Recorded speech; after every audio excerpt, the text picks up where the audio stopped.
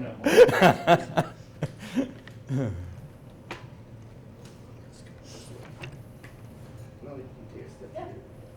was trying to just stand in between you guys, so he could kind of look at, just so he could look in the middle, so that way nobody would Whatever's be, good for you guys.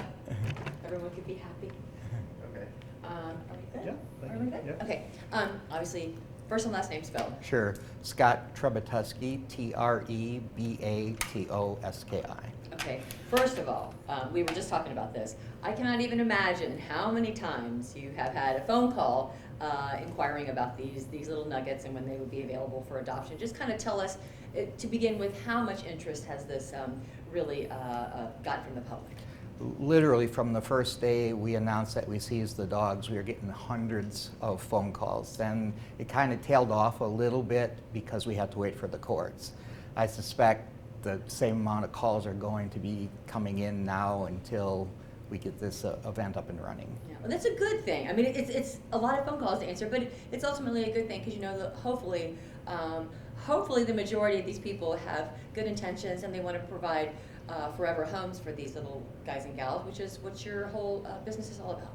Yeah, it's a good thing. The calls also reflect how well this community responded. So we've gotten thousands and thousands of donations of toys, of beds, of money, of food, of treats. So at least these dogs have had a really good short-term stay with us. Now we want to have a good permanent stay with a forever home. Okay, remind me again, what was the seizure date? The seizure date, I believe, was September, do you remember, Todd? And is it, September 23rd. okay, so just but basically mid-September, so. Yeah, mid-September, so it's been, we're approaching 2 months of having the dog. So. And the main thing it sounded like the commissioners were concerned about, as well as your organization, is that you do not want these puppies and dogs to be adopted into a home that will then turn around and have unscrupulous activities planned for them in the future and maybe making money and starting another puppy mill. Yeah, so the challenge that we faced was trying to balance the welfare of the pets. And these are different. You know, people are saying, why are you treating these animals different? Well, these animals are different. These animals came from a puppy mill. We don't get animals from puppy mills every single day. Additionally, these are highly desirable small dogs. We don't see huge quantities of highly desirable small dogs come in. So we wanted to balance the welfare of the pet and the concerns the public had. We were also getting concerns from the public over the last month or so saying, you know, don't adopt these out at $20. People are going to turn around and sell them for $2,000. And so we tried to make a legitimate balance here. So we chose fees that were trying to discourage people from flipping and having a high profit, but also not pricing them terribly far out of people's range, because we do know some of the dogs that are here on the open market are worth $2,000 to $3,000, and all of them are worth probably at least $1,000. Are they in pretty good condition now that they've got some TLC from you guys? Yeah, so we've got the whole range. We've got puppies who are in perfect condition because we've had them pretty much their entire lives. We've got some older dogs that have some health conditions, but over the last month or so we've been able to work on a lot of that.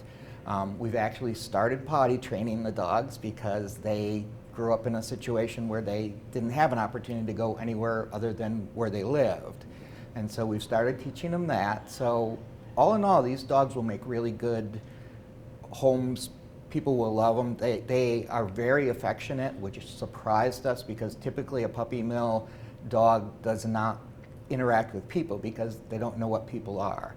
But if you go through now, they like crowd to the cage, come take us out, because we've had volunteers who've been socializing them, and I think they're going to be the kind of dog that just craves attention. So those are the kind of people who should come adopt. Okay. What's it like to receive 350 little guys and gals wanting, like, their eyes are open, they're like ready to come in? What is it like to get that kind of a seizure? It was kind of a shocker to our system. You know, fortunately, the county had planned ahead and we had developed an off-site facility. Without it, I don't know what we would have done.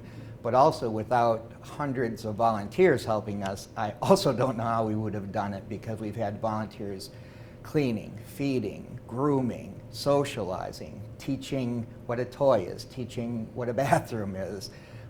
Without the support of this community, now the groomers have come in and these dogs look so different. after they've been groomed. So this community really has stepped up above and beyond all our expectations.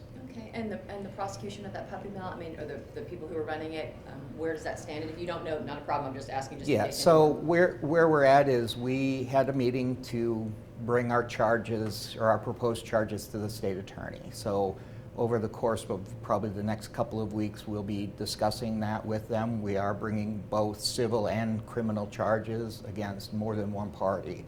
And so hopefully, by the time these dogs have new homes, we'll also should get an idea of where the prosecution's going. Okay, and the other little guys and gals that are still there, are they getting, they're getting love too, right? Yeah, well, the good thing is this attention has also benefited every animal that's been in the shelter. So we've had a lot of adoptions. We've got a lot of little dogs that have come in. I saw some Chihuahuas come in the other day, so it's not like we don't have big, small, medium dogs all the time. But I think the recognition of what our staff has done and what volunteers has helped all the dogs in the shelter, and will continue to help dogs months and months down the road. So I think there is a silver lining to this black cloud of a puppy mill, which is now the people know where we are. People know we've got great animals, whether they're these animals or other ones. And one of the things we're going to do, we're going to offer people who don't get an opportunity to adopt one of these, because we know more people will apply than we have animals, but we're planning on offering them a 50% discount on anything else that we have in the shelter as kind of thank you for your consideration, and there's still great dogs here. Okay, any other questions I didn't ask anyone? So the main thing that you guys did not want to happen is have this then turn into another puppy mill situation. So that was the big sticking point with how you want to make sure they have to sign this contract. You cannot turn this around, or else it will be a fee or a criminal prosecution. It'll be a civil penalty. So what we wanted to do is to kind of take away the benefit of getting the dog cheap and turning around and selling it for a greater profit.